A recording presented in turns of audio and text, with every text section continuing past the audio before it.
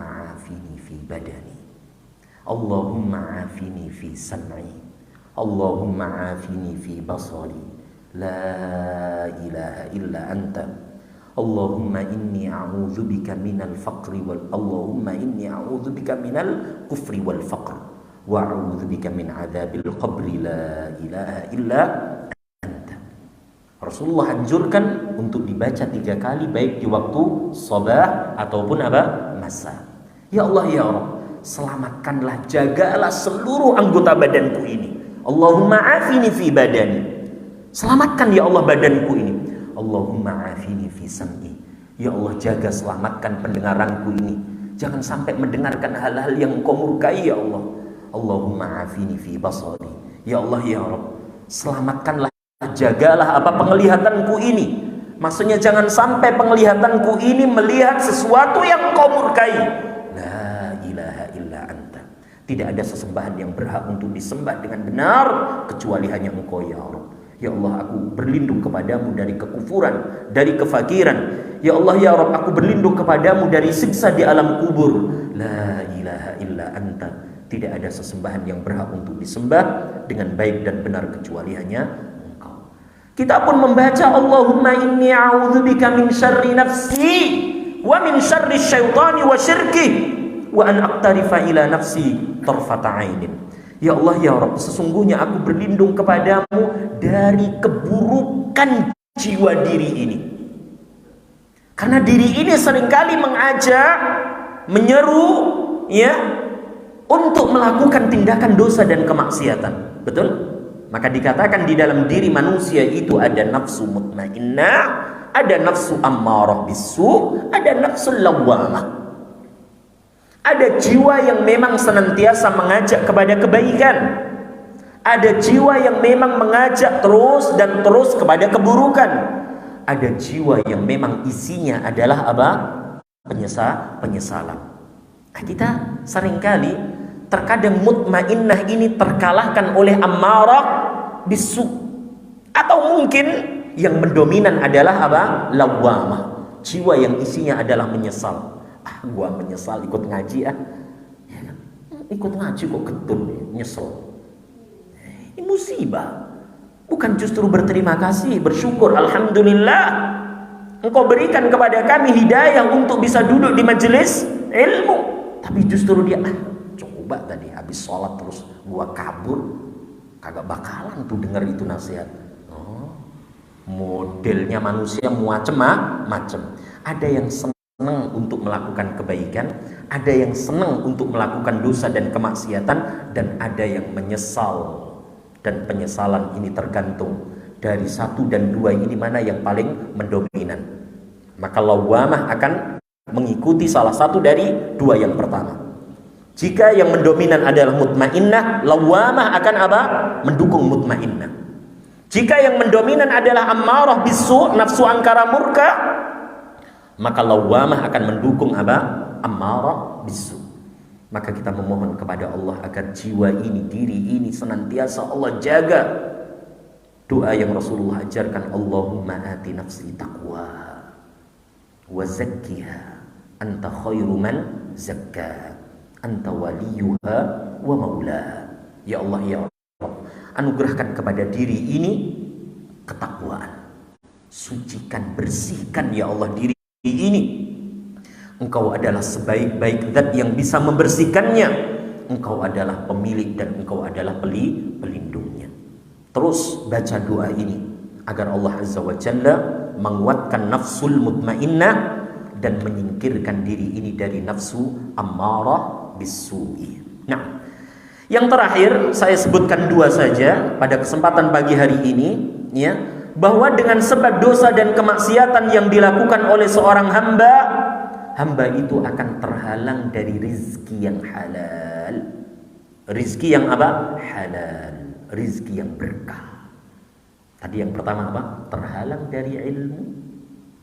Yang kedua tadi? Terhalang dari rizki yang halal, rizki yang Allah berkahi. Rasulullah SAW bersabda, Innar rajula la yahrumur rizqa bidzambi yusibuhu. Innar rajula la yahrumur rizqa bidzambi yusibuhu. Ketahuilah, sesungguhnya seorang hamba itu akan terhalang dari rizkinya karena sebab dosa yang ia lakukan. Pertanyaan kita, Ustaz, si fulan, si halan, dia justru mensekutukan Allah, dia justru berbuat zalim, mengapa justru dia lebih kaya daripada gua? Ada yang bisa menjawab? Istidraj. Apa? Istidraj. Dan harta yang mereka miliki itu tidak akan membawa kemaslahatan untuk dirinya. Itu yang harus kita yakini. Maka seorang muslim muslimah, ya, jangan pernah merasa kepada mereka yang mensekutukan Allah, kepada mereka yang tidak mentauhidkan Allah, karena demi Allah, harta yang mereka punya, kesehatan yang mereka miliki, jabatan yang mereka punya tidak akan membawa sedikit pun keuntungan baginya, bahkan akan menjerumuskan mereka finari jahannam. Maka kita nggak usah iri, nggak usah banding ke sholat, ngaji, zakat, tapi kok masih kalah sama dia ya? Dia main ini hartanya di mana-mana. Wis, nggak usah iri. Allah berikan kepadamu nikmat yang nilainya tidak ada yang bisa mengetahui kecuali Allah. Nikmat apa itu? Iman dan Islam. Dengan nikmat itu kalau kita jaga, orang itu akan selamat nanti fil akhirah. Dia akan mendapatkan kenikmatan yang kekal dan abadi, seperti yang Allah terangkan di surah Al-Bayyinah ayat yang ke-7 dan ayat yang ke-8. Innal ladzina amanu wa 'amilus solihati ulaika hum khairul bariyah. Jazaohum 'inda rabbihim jannatu 'adnin tajri min tahtihal anhar khalidina fiha abada. Radiyallahu anhum wa radu an. Dzalika liman khasyiya rabbah. Sesungguhnya orang-orang yang Allah berikan keimanan, lalu mereka mau memperbanyak melakukan amal kebajikan. Apa di penghujung ayat yang ke-7 Al-Bayyinah itu? Ulaika hum khairul bariyah. Mereka lah orang yang dikatakan sebaik-baiknya makhluk. Beda dengan ayat sebelumnya. Innal ladzina kafaru min ahlil kitabi wal musyrikina fi nari jahannam khalidina fiha ulaika hum syarrul bariyah. Jadi kalaulah mereka kaya, kalaulah mereka tampan, kalaulah mereka sehat, kalaulah mereka cantik, kalau mereka kafir, baik dari kalangan ahlul kitab atau penyembah berhala, di ayat yang ke-6 surah Al-Bayyinah Allah katakan apa? Tempatnya di neraka jahannam, khalidina fiha.